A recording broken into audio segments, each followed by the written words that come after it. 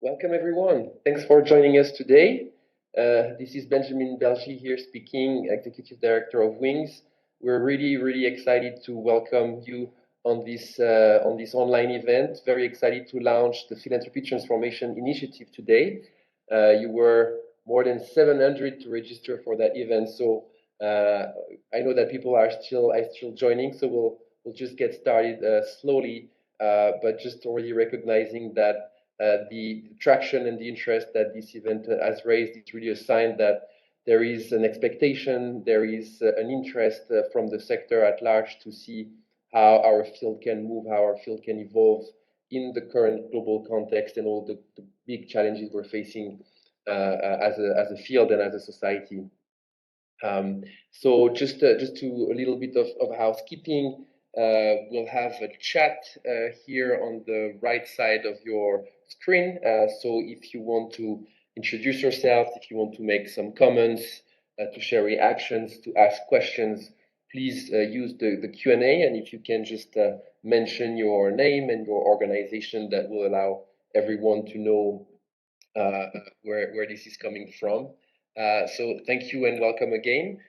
Today, as we present this Philanthropy Transformation Initiative, we will, of course, first start with explaining a little bit of the background, of the reasons behind this initiative and what it is made of. I will get us started, and I will be followed by Samira Mera, our Collective Intelligence and Advocacy Director, who will present the actual 10 principles of the Philanthropy Transformation Initiative.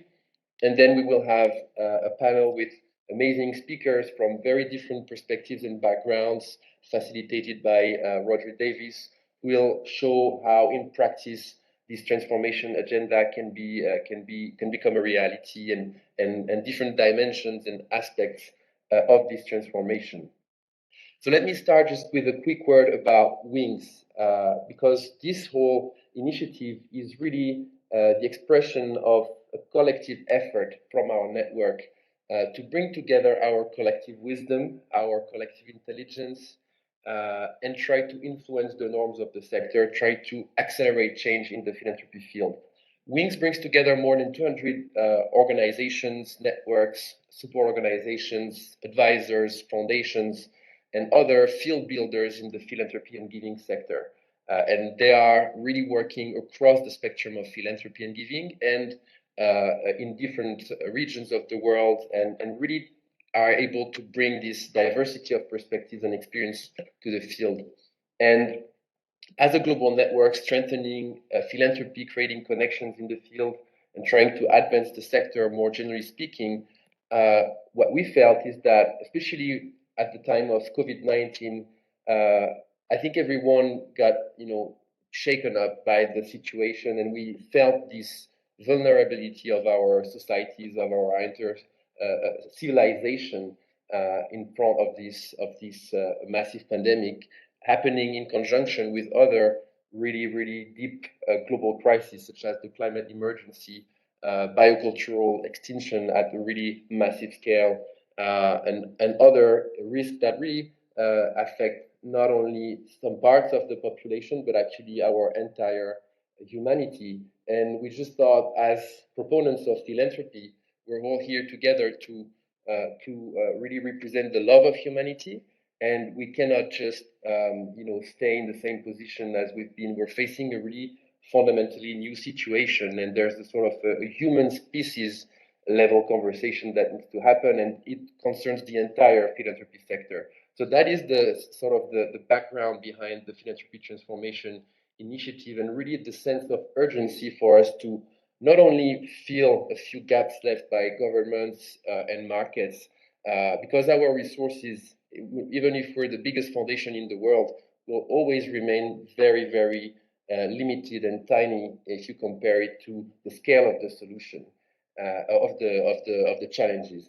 And what I was about to say is that we cannot fight the multiplication of challenges with the addition of solutions. That's something I heard from our colleagues at the Societal Thinking in India, and I think that's a really great starting point for thinking about transformation. How can we become multipliers?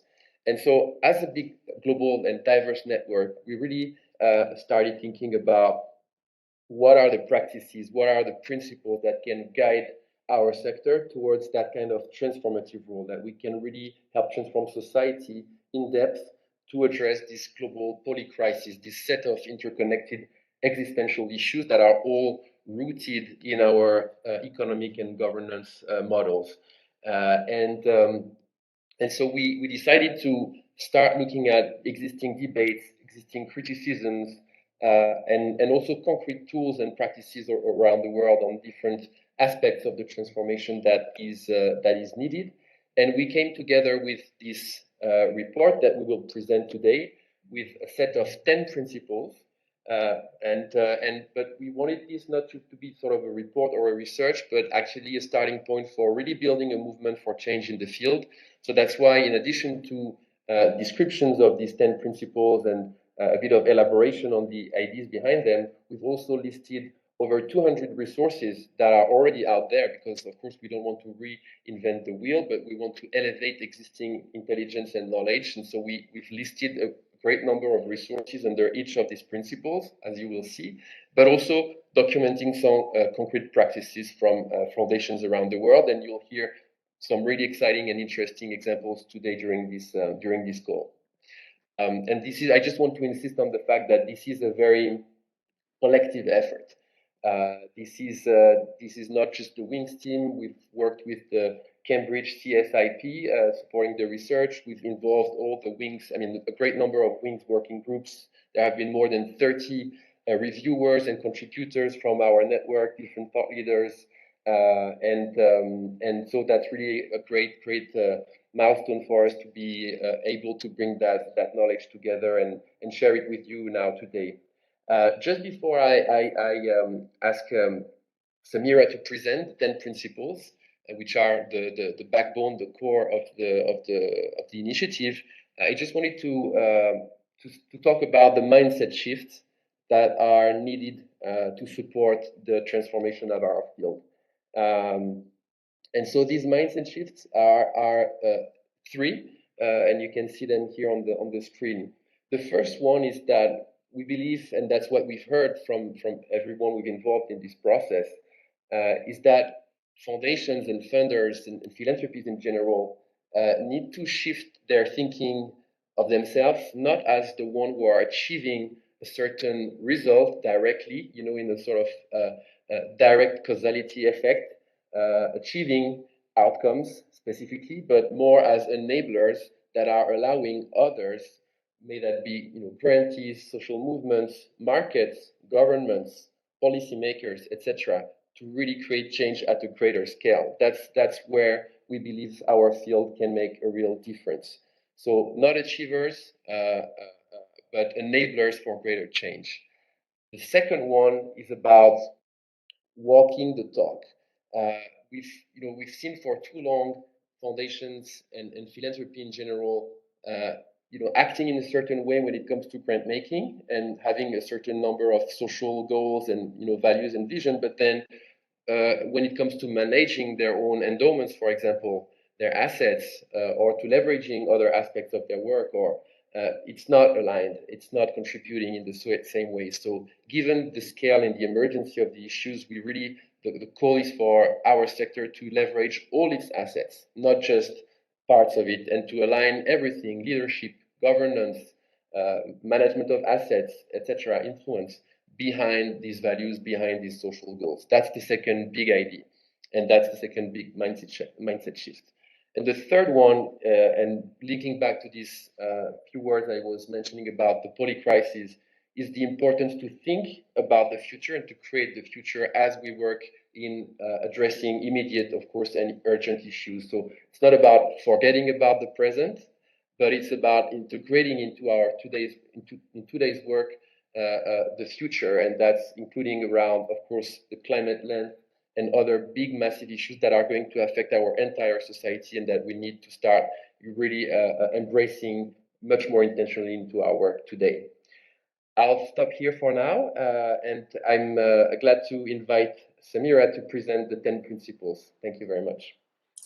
Thanks, Benjamin, and hi, everyone. Good morning, good afternoon, or good evening, depending on which context you are calling from or geography. Now, there's a lot in each of these co-created principles that we can discuss and debate. I'm going to very briefly and very quickly introduce each of these principles so we have enough time for an opportunity to hear the three stories of transformation and some Q&A.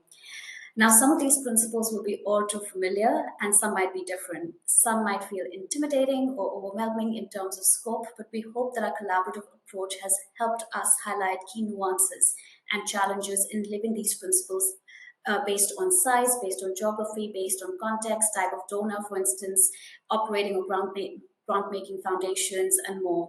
We will continue to get feedback and update the discourse in each of these principles over time to reflect the evolving discussion, debate, ambition, action, and movement.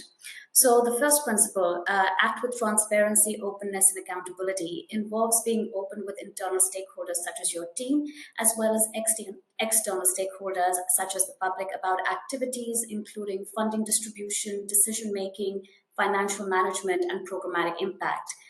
Practicing transparency and accountability not only builds legitimacy and trust, but it also attracts effective partnerships and continuous improvement. However, organizations must also carefully balance the need for transparency with privacy, confidentiality, and security concerns while considering the nuances of different cultures and communities. Principle two, view philanthropy as risk capital. Now, this is one of the key USPs of philanthropy. However, risk appetite is very different across organizations, within an organization, across different parts and different levels. This principle really encourages foundations to take calculated chances, embrace unrestricted multi year funding, experiment with new ideas, learn from failures, and actually even accept that some level of failure will be inevitable when taking risks, and therefore factoring this into the culture, the programs, and organizational ways of working. Maybe even moving from not just having a risk taking sentiment, but a risk seeking mindset. And this will involve a structured approach to risk taking, such as setting up experiments, testing hypotheses, using data to inform decision making. Principle three, practice trust, distribute power, and support local agency. Now, building trust involves deep respect, integrity, and supporting others' agency and freedom to create the change that is needed. It involves supporting and advocating for conditions for those who are most proximate to the challenges, who have a deeper understanding of the context, lived experiences to ideate, design, develop, and implement solutions. This principle is about recognizing the systemic power imbalances that exist and utilizing approaches and mindset shifts to share and shift decision making power. It includes ongoing debates and discussions around localization, decolonization, locally led development, trust based philanthropy, and more. Principle four, engage with relevant actors and sectors through multi stakeholder partnerships and joint action. Now, addressing complex societal challenges is beyond the capacity of any one single organization. It requires all of us and it requires partnership. Partnerships can take many different forms, from simple networking and information sharing, bringing together diverse stakeholders, to very complex public private philanthropy partnerships, so the four Ps. Effective partnerships require identifying the right partners, building trust, aligning on shared values, and what they also need is a commitment of resources and establishing structural mechanisms that are critical for maintaining continuity and longevity so that they continue beyond a particular incident or issue. Principle five, invest in strengthening giving ecosystems and growing philanthropic societies. Now, this principle is about recognizing giving, both financial and non financial, as a key value in societies. If I had to really bring it down, fundamentally, philanthropy is about the right of ordinary people to use the resources to back a cause that they really care about. And this has tremendous power. Supporting and growing such philanthropic societies requires strengthening giving ecosystems. It means supporting, investing in, and sustaining structures or infrastructure that works to strengthen the conditions as well as the channels for growing giving. This can help unlock domestic resources for civil society, support different kinds of donors to come together and collaborate, and really sort of strengthen the idea of democratizing giving. Principle six, align governance, leadership, management, and organizational culture with values. So values are the set of core beliefs that an organization holds. They can act as a guiding North Star, providing purpose, direction, informing behaviors, and especially trying to help you get unstuck when you come at a crossroads of decision making.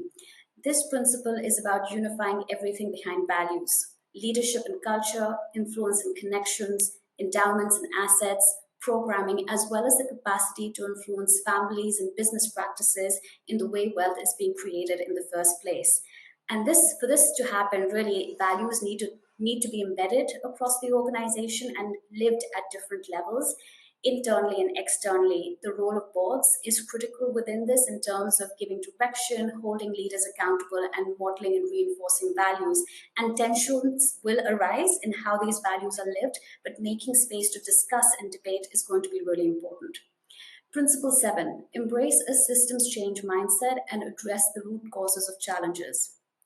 So, although this neatly reflects the overarching narrative of the principles themselves, we felt that it was really important to highlight the adoption of a systems change approach as a principle in its own right, and to identify a set of practices and recommendations associated with it. This principle encourages adopting a holistic and strategic approach to philanthropy and partnering with other organizations to create solutions to address underlying factors that perpetuate and create social problems rather than just the symptoms. And we recognize that defining and measuring systems change can be challenging, resource intensive. It's a long-term game. But foundations and donors of all sizes can make a meaningful impact by sort of focusing on their strengths, identifying their spheres of influence, and connecting the dots of their work to see how it adds up to creating systemic change. Principle 8: leverage all our assets, investments, resources, influence, and expertise. Now, foundations can also leverage an abundance of their resources beyond money and beyond being the provider of catalytic capital. It's access to networks of power, brand, reputation, expertise, convening power to bring different stakeholders to the table. It can play the role of the enabler that Benjamin mentioned, and can play the role of a bridge builder, an influencer, a multiplier, a convener of unusual gatherings. And for this to happen, it really requires that the full scope of an organization's assets are embraced, that they are mapped out and assessed in terms of how they are contributing to, and maybe how they could be counterproductive to the mission and philanthropic work that an organization is undertaking. Principle 9: leverage the power of data. Now, data can be a powerful tool, for instance, telling collective stories of impact within a community to counteract a negative perception of civil society, or providing evidence that helps advocate with governments. There is a lot of data that we can collect, and therefore we must work together to prioritize key questions to be answered to make sure that we are collecting data that is relevant, useful, and serves our stakeholder communities. These questions could include questions such as: who is the data serving? What kind of data are we collecting, quantitative or qualitative, and for what purpose? Who owns and who contributes to this data? Is it living knowledge and data? Is it publicly accessible and easily shareable? And these are important questions to answer because they will have an outsized impact on the data strategies and the data infrastructure that will be developed and invested in moving forward. And principle 10: keep humanity's future inside and integrate a polycrisis lens. And you've heard Benjamin speak to this, and it speaks to the necessity to keep this inside alongside more immediate or visible needs. And for us to really reflect on the kind of society we're contributing to and building. It's about identifying and understanding existential risks and really taking a transversal intersectional lens on social problems with an honest reflection on the organization's role, the history, the resources, the spheres of influence, to see where you can have the greatest, or where we can have the greatest impact, rather than it being about changing the focus of the organization completely. Now, I'm going to wrap up here, and you'll get to read a lot about this in more detail in the upcoming report that will be launched in a few days.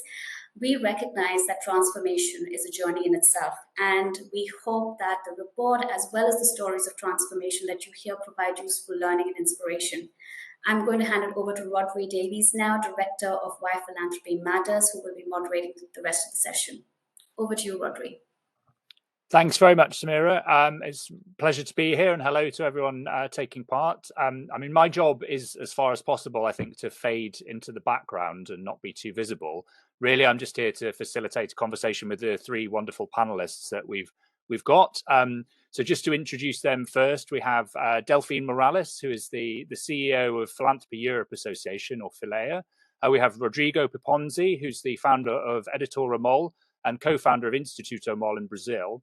And we're also joined by Samachi Chris Asoluka, who's the CEO of the Tony Elumelu Foundation, a major African NGO based in Lagos, Nigeria.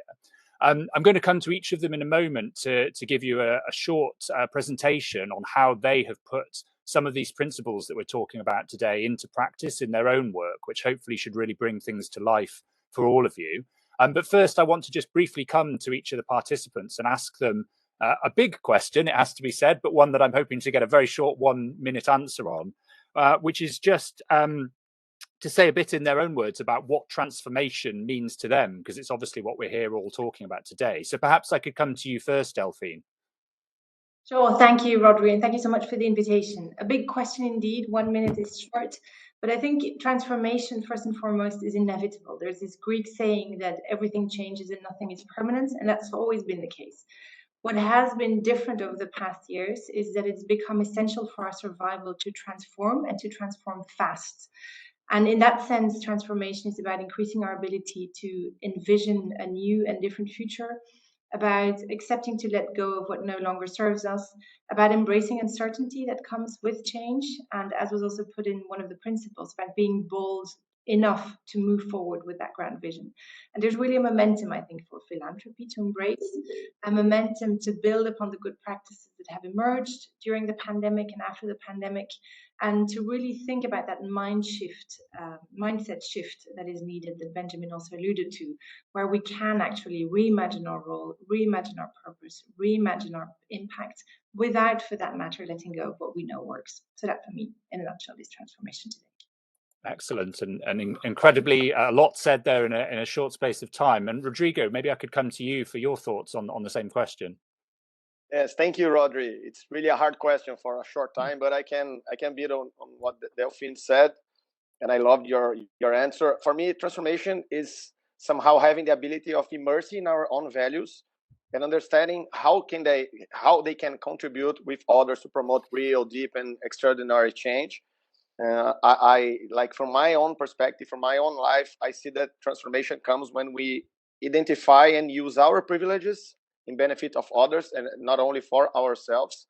And I mean by privilege, power, money, networks, some words even used by Samira during the presentation. And I really see that we as a society, we need transformation. Transformation has to be fast. And for me, it's a very, it demands a lot of energy. It demands a lot of courage. It demands a lot of letting go, and also a lot of coherence. It's about hard decisions sometimes.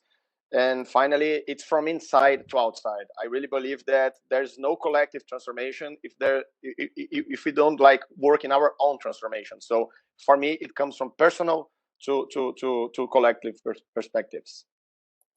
Excellent. And before we go into the presentation, Samachi, perhaps if I can come to you and just hear a little bit from you briefly as well about what transformation means to you.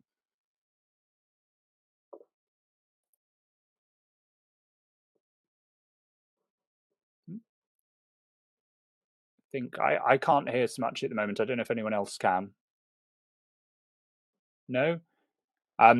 Well, we might be having a technical problem there. We'll come back to Samachi a bit when she's talking in a presentation. Perhaps for now, if we go ahead and do that. So Delphine, if I could come back to you at this point and ask you to give your presentation on how the principles that some of the principles in this report that we're talking about have played out in your own experience and own work. Thanks, Rodri. With pleasure. I think I was asked specifically to focus a bit on Principle 10, which was around keeping humanity's future in sight and integrating a polycrisis lens. So obviously a very big and important principle, with the challenge of speaking about this for about 5 to 6 minutes, which means I'll probably be talking really fast. So apologies for this. So what I want to do is to focus on one of the most pressing challenges when it comes to humanity's future, obviously the climate crisis, but also share a few words on the role of philanthropy support organizations or infrastructure organizations in addressing this. And before doing that, I also wanted to take a step back and think a little bit about how the polycrisis has already affected our sector so deeply over the past years. from the pandemic and the impact in terms of growing inequality, to the urgency of the climate crisis, to threats on democracy, invasion of Ukraine, the cost of living crisis that has come with it. All of that has really created very complex, overlapping and interconnected issues that changed the needs for communities very rapidly and very deeply, and hence also called upon philanthropic organizations to respond with agility, to respond with creativity, and to respond fast. And for a sector that doesn't really traditionally work with an emergency mindset, this obviously has come with its challenges of having to make rapid decisions on what to prioritize, how to change the way of working, etc. But what we did see, and it's really interesting, and it gives me a lot of hope to see that there has been change, is that philanthropic organizations that we are working with across Europe really did adapt, and in some cases even transformed quite rapidly. And that included organizations moving to more flexible, trust-based, collaborative and participatory approaches, applying intersectional lenses to their work to be able to embrace the complexity that they saw emerge, having a deep look at how they could shift power, how they could become more intentional when it comes to diversity, equity, and inclusion, having a globalization lens in mind on the one hand, understanding that many of the problems that they're dealing with need to be solved at a global level, but on the other hand, also very much understanding the importance of local communities in affecting change, and also trying to see how they could expand their toolbox. And reference was made earlier to toolboxes that are both financial and non-financial. And that has been very much also at the heart of the work that we've seen among the foundations within our network over the past couple of years.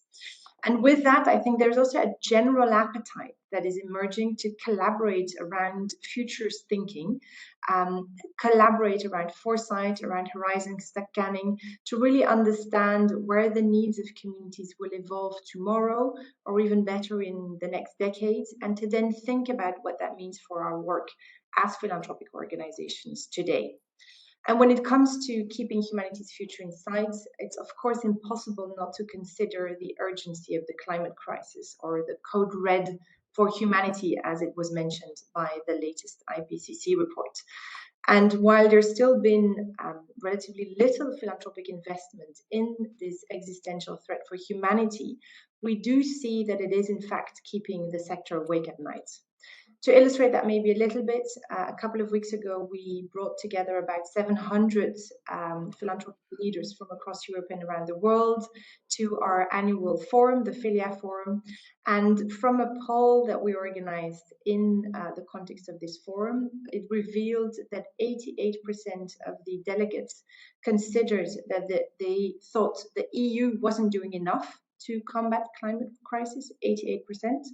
74% felt that stopping climate change was the #1 priority which the EU should focus on in the years ahead.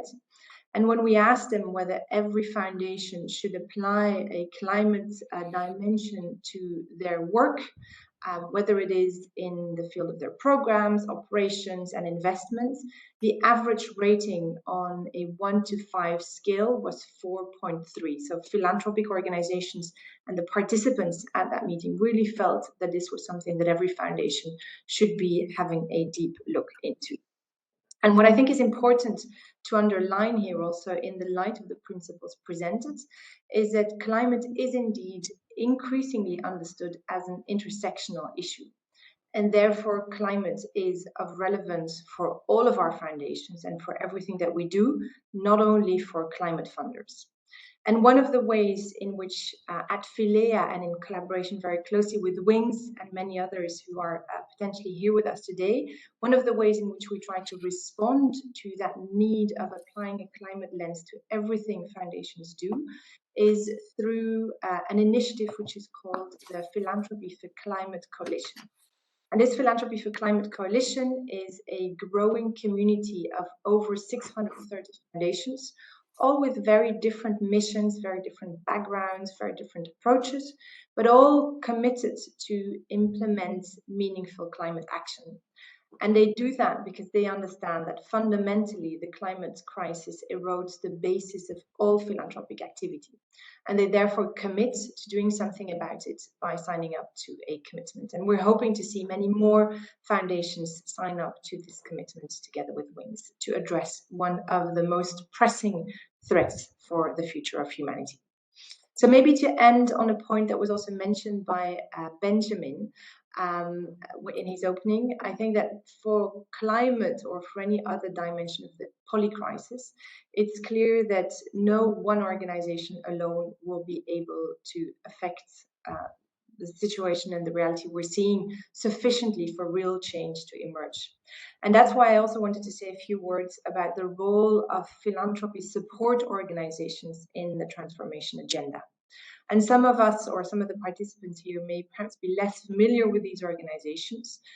These are organizations that come in many different shapes and forms, but essentially have as a role to be platforms for collaboration, bringing together a wide membership of philanthropic organizations. And they do that at national level, at regional level, at global level, depending on the scope of their work.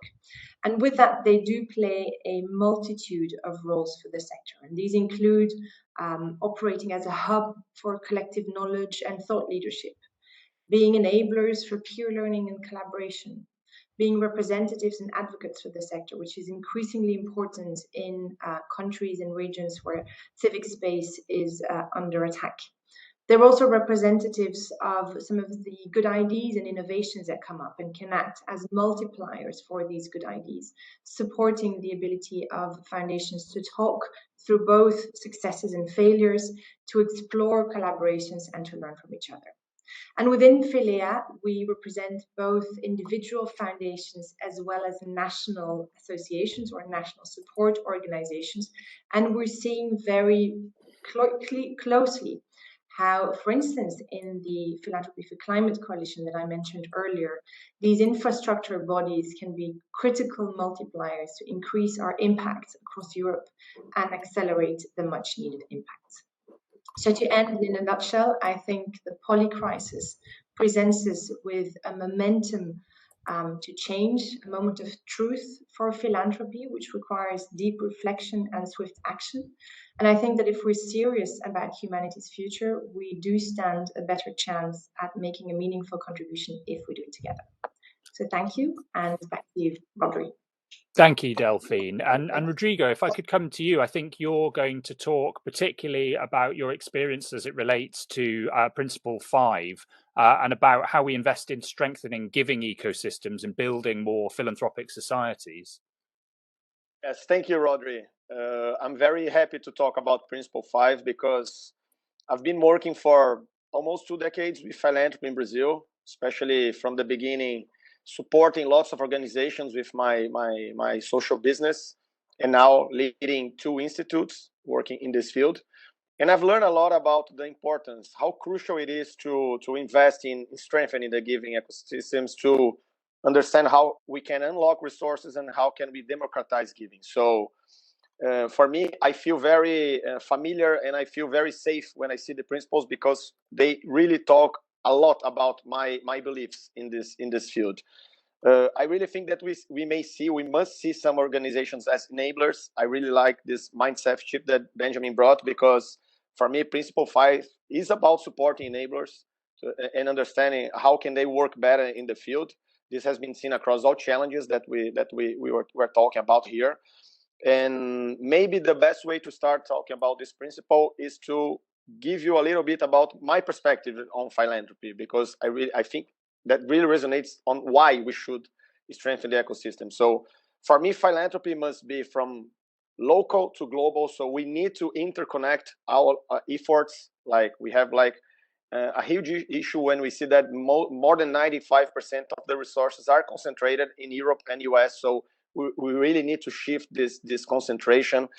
And I really think that philanthropy is very connected with the behavior of people. Like to promote system change, we need to shift behavior. And I think there's a key value on this conversation that embraces this principle and embraces the kind of society that we need to have, that is generosity. We really need to build generous societies. And when we do so, we shift the donation from pure charity to civic act. And that's a talk we have a lot in Brazil. We need to have this shift. Like, it's not about just giving when there's an emergency or giving as a charity. We need to see more strategy on this giving, and we need to plan this giving as part of our lives and part of our efforts to change the world. So when I just bring a little bit of context and speak a little bit, for example, from Instituto MAL, the one of the organizations that I lead, we really believe that to improve generosity, we need to change behavior of individuals. We need to change behavior of the leaders in the companies. We need to change behavior of leaders in the government. That's why we work a lot with communication projects to different stakeholders. We run like podcasts, we run like prizes, courses, programs. We are now starting a pledge 1% for companies in Brazil, so they can pledge to donate at least 1% of their net profits. So we have different kind of programs and projects in Instituto MAL that works specifically to change the behavior of people, to promote this shift from the charity mindset to the civic act mindset, so we can build more generous societies. And also, like, this is a very hard conversation. It's very hard to at least from my perspective in Brazil, it's really hard to make donors and make actors understand the importance of this strengthening giving ecosystem subject. But I really see gaps and also opportunities here in Brazil. I can point some gaps, like we have a huge lack of understanding or clearness of the impact that this kind of donation, this kind of support has, because it's very different from the project support that 90% of the donors, 95% of the donors in Brazil are used to. There's a lack also of common data for the better understanding of the field. I think this is like, I really resonate with the principle Knight, use the power of data, because we really lack a lot of data to better understanding the field of giving in Brazil. And also, we have a lot of the sense of urgency is really huge in Brazil. So we all the time we have emergencies like growing, and most of people think that donations just need to address those urgent matters, and they don't see like donations and the culture of giving in general as any strategic path for the future that we wanna build. So those are some gaps that we need, but also I really see some opportunities in Brazil, and I really see that we are starting to have more conversations here around the need of ecosystem improvement.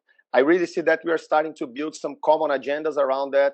Different organizations that start to build this conversation in Brazil. I was very intrigued and also very happy in the last GIF Congress, which is one of the biggest philanthropy congress that we have in Brazil. When the main conversation was around decolonization of philanthropy, because this for me really resonates with the balance of power and the different perspectives that we need to transform philanthropy here in Brazil. And I also think that technology is a very powerful tool we are seeing not only in Brazil, but also in all parts of the world, to create better and deeper connections around this conversation. So if I can use my last 30 seconds for recommendations, I really think that we should see how can we shift how can donors in general have a cross-border mindset to invest in philanthropic societal ecosystems, and also how can we more and more engage with local networks and understand we are in a global perspective. The polycrisis is global. What happens in one country has effects in other countries. So we really need to shift and understand that philanthropy ecosystems needs to be global from the local perspectives. Like, we cannot do anything, we cannot transform philanthropy if we don't embrace these local global perspectives. Thank you, Rodrigo. Again, an enormous amount to think about there. Really, really interesting. I think we can now hear from Samachi. I think we've overcome some technical issues there. So Samachi, I would love to come to you next and ask you to speak a little bit, I think, about Principle 8 and about the experience that Tony Elumelu Foundation has had transforming itself and working out how to leverage the full range of its investments, influence, and expertise in order to empower young African entrepreneurs. So Samachi. No, thank you so much, Rodri. It's so lovely to be part of this very impressive panel to speak about our work at the Tony Elumelu Foundation. I'd just like to start with a brief history of why we do what we do and what we do, and some of the impact we've seen since our program launched in 2015. So the foundation started in 2010, founded by Mr. Tony Elumelu, one of Africa's leading investors and philanthropists. He was formerly the Chief Executive Officer of the United Bank for Africa. United Bank for Africa is one of Africa's largest financial institutions across 20 African countries. As he was transitioning from the bank, he realized that he had to define the next stage of his life, the next chapter of his life. And he looked inward to see what had guided his business success. And he realized it was the luck he had enjoyed at a very early age. He had a mentor who believed in him and created massive opportunity for him in the professional field to become the Tony Elumelu that he is today. And so at that very stage of his life, he understood that in order to unleash prosperity across Africa, we needed to democratize luck and increase access to opportunity for other young people. And so that's why we started the Tony Elumelu Foundation in 2010. Based on our founder's own personal experience and the realization that his business success was directly linked to the early opportunities he was giving professionally very early on in his life. In 2015, we consolidated all of our activities and we launched what we call the Tony Elumelu Foundation Entrepreneurship Program. It's a $100 million commitment by our founder and his family to transform the lives of 10,000 African entrepreneurs over the next 10 years. The good news is that we've already surpassed our expectations. In only 8 years, we have already funded 18,000 African entrepreneurs from all 54 African countries. We've given them business management training. We've given them one-on-one mentorship, pairing them with a mentor who's in their specific business field. We're giving them access to new markets, access to new partnerships, access to new networks, and access to further-on capital. We've trained 1.5 million young Africans, give them access to tools and resources to transform their businesses. Our entrepreneurs that we funded, 18,000 in total, we have disbursed over $100 million to them in seed capital, non-returnable. It's a grant, it's not loan, it's not equity. It's our own investment in their businesses, free of charge, because we believe that these young entrepreneurs and their businesses are the most transformative tool to unleash prosperity in Africa. We believe that these young entrepreneurs will eradicate poverty on the continent. We believe that they will create jobs, not governments, not corporate, not private sector, but entrepreneurs. We believe that SMEs are the backbone of the African economy. And so we do all we do in terms of funding them, training them, mentoring them, coaching them, because we believe that they will transform the continent in the long run. Since 2015, our entrepreneurs have gone on to create over 400,000 jobs across all 54 African countries. They've gone on to generate over $5 billion in revenue from idea stage, and they've gone on to empower and employ other young people across their communities across the continent. Now, why do we believe in entrepreneurship as our own method, as our own means, as our own channel in philanthropy? We believe that entrepreneurship empowers a grassroots empowerment scheme, meaning that it's not a top-down approach, but a bottom-up economic approach. We believe that only entrepreneurs at the grassroots levels understand the challenges that each of their communities deals with, understands the local solutions that they must deploy to face and to overcome those challenges. And we believe that it's only Africans at the grassroots level that really can employ in the massive numbers that Africa needs to overcome our unemployment challenge that we currently face. Our entrepreneurs are doing extremely well across so many different sectors. In the light of COVID-19 pandemic, we saw entrepreneurs rise up to the challenge. Some of our fashion entrepreneurs began to design face masks and other protective gear. Our entrepreneurs in education used their classroom to enlightenment campaigns, went around in terms of educating other communities on how to stay safe and protect themselves and their communities. We've seen our entrepreneurs leverage the new AfCFTA formed by the African Union so that we can trade more within the continent and so that we can increase intra-Africa trade from 8% to over 25% in the next few years. We've seen our entrepreneurs really become the role model business leaders in their communities. When they apply to our program, they only come with an idea. but within a few years, we see them launch and scale and sustain businesses that are employing thousands of people in their communities. Because of this, we have an advocacy call that I would like to reiterate in this session. We believe that development needs to begin to prioritize entrepreneurs. We think that development organizations abroad and across the continent are doing well, but we think that we can better champion and channel the funding and development capital that exists by investing directly in young African entrepreneurs. If we want to make sure that Africa reaches its education goals, we believe that all young entrepreneurs in education are where the money should go. They know the problems that exist. They can fashion out the solutions to those problems at a local level, and they can create more change and sustain more change than any other stakeholder, any other body in that in that country.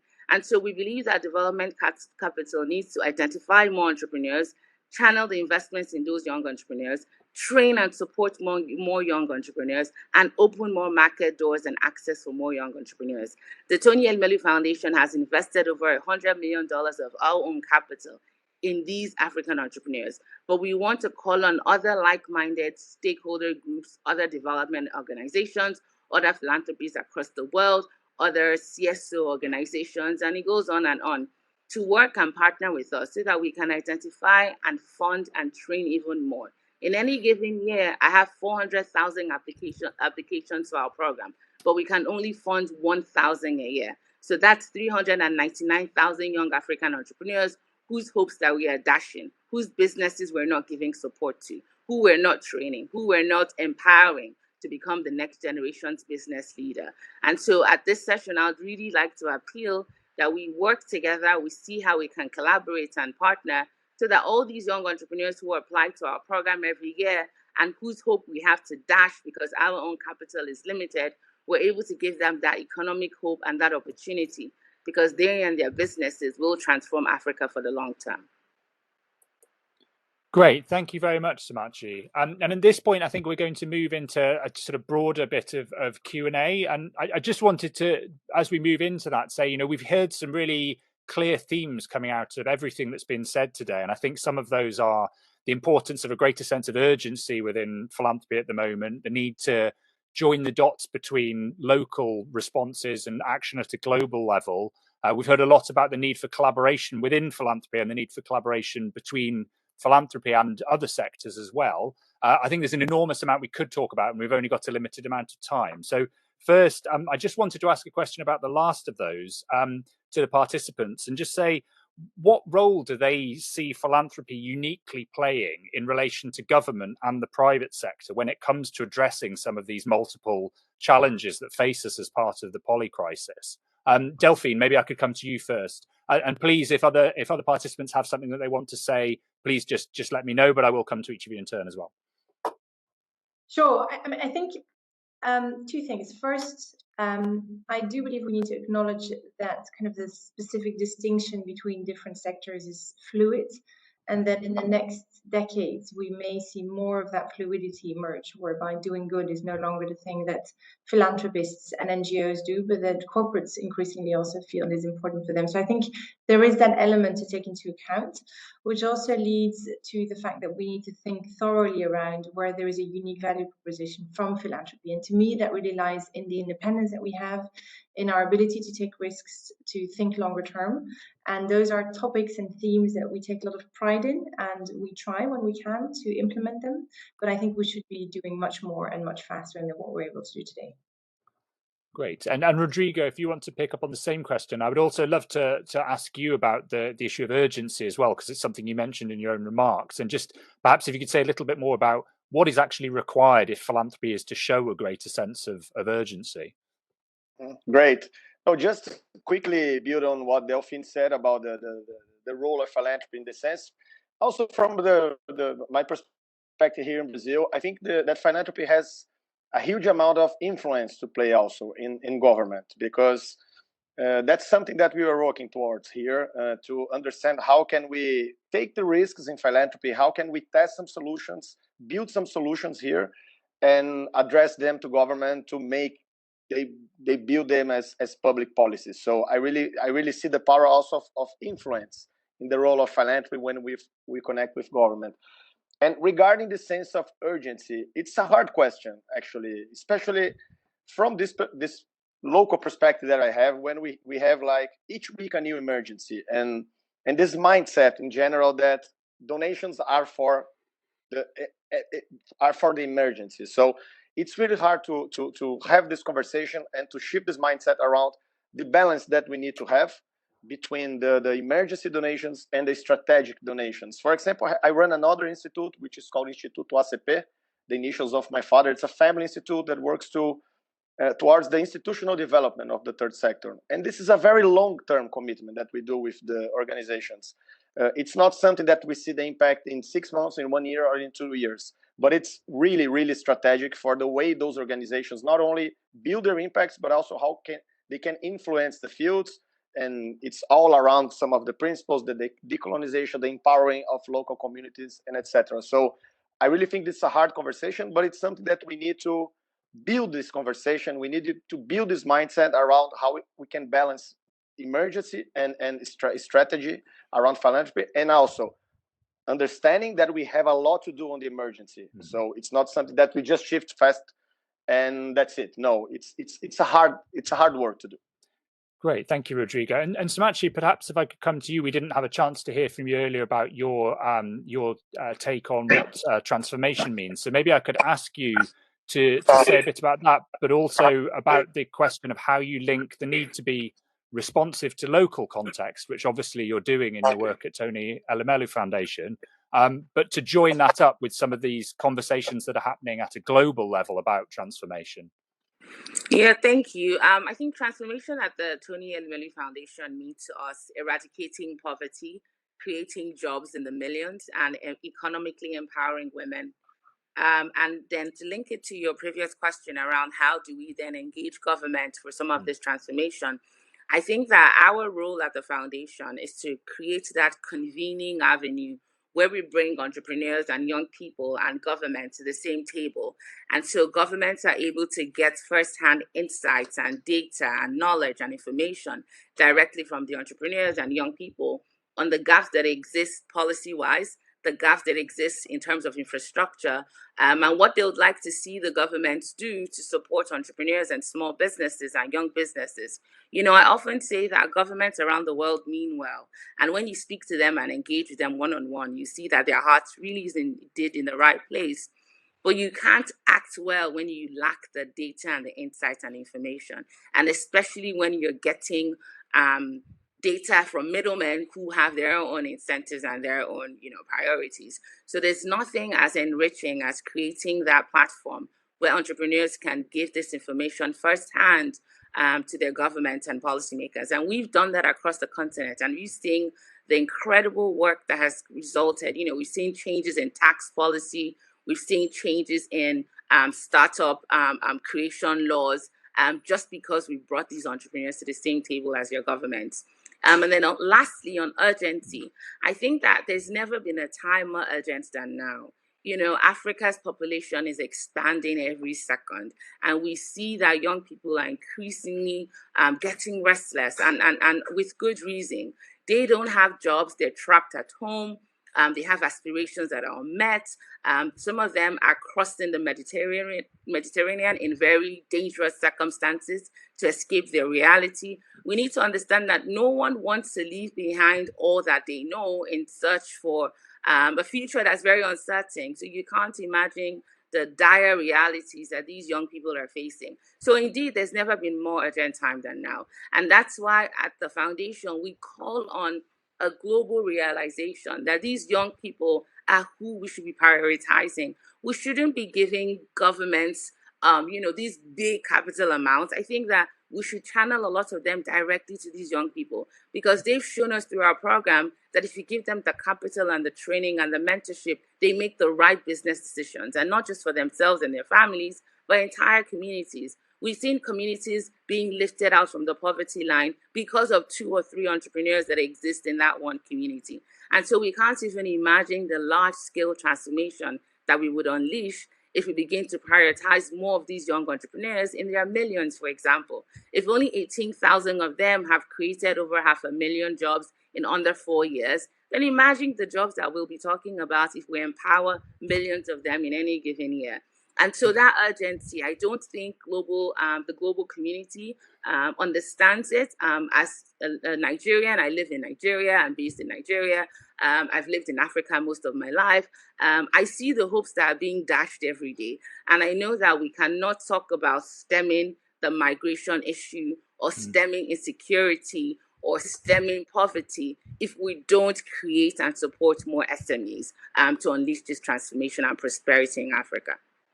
And I think, an optimistic message there, and one I just want to build on, to ask with the time we've got remaining, just briefly, both to Delphine and to Rodrigo. One question I really wanted to ask to finish with really was, are you optimistic, about philanthropy's ability to transform in the way that we're talking about today? And what is it that gives you the most cause for hope on that front, so that we can hopefully leave on a sort of positive note? So Delphine, perhaps you have something you want to say first. Thank you. I'm probably one of those optimists who worries a lot, so I hope this answer is going to be in line with what you hope for. I think, yes, I'm hopeful that the sector will transform. I do think we'll always have front runners and slower movers, or we'll have speedboats and we'll have tanks.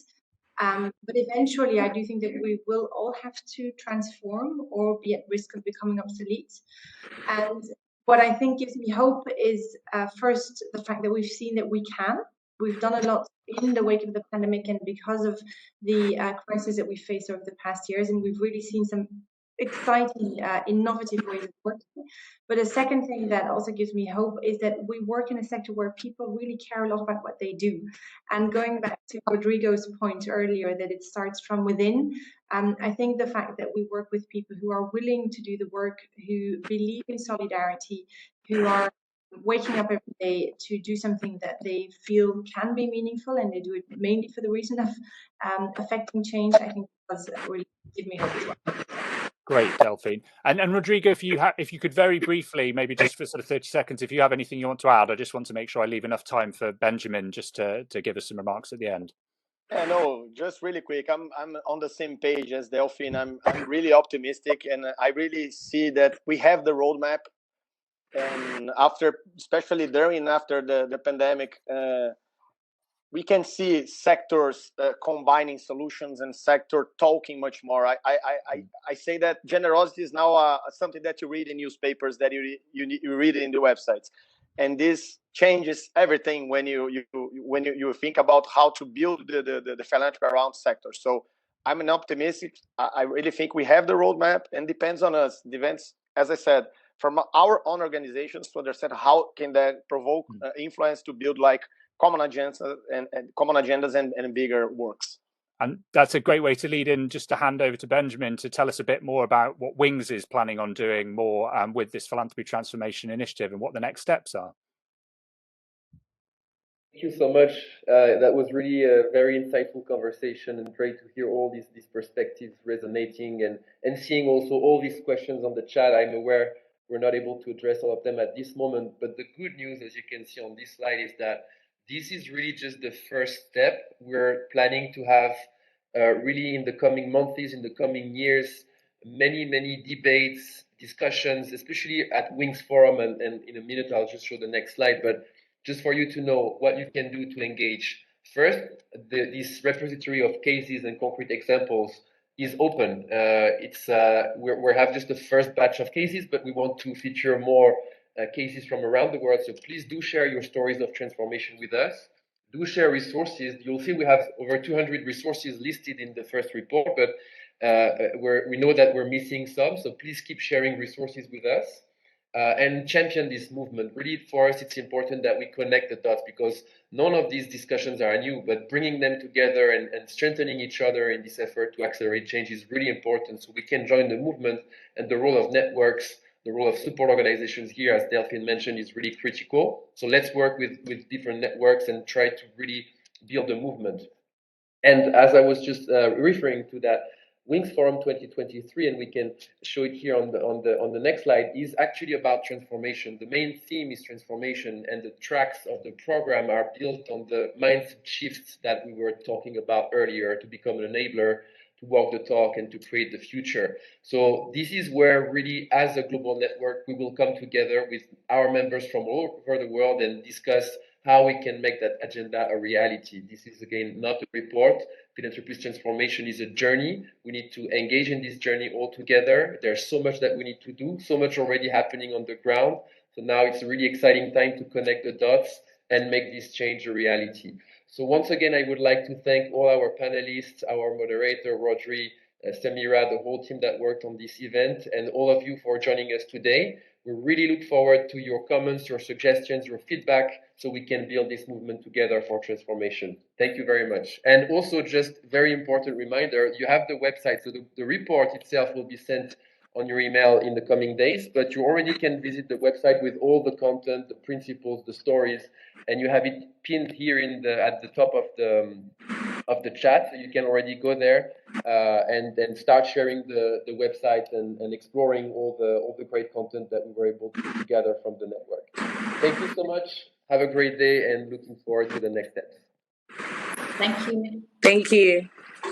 Thank you.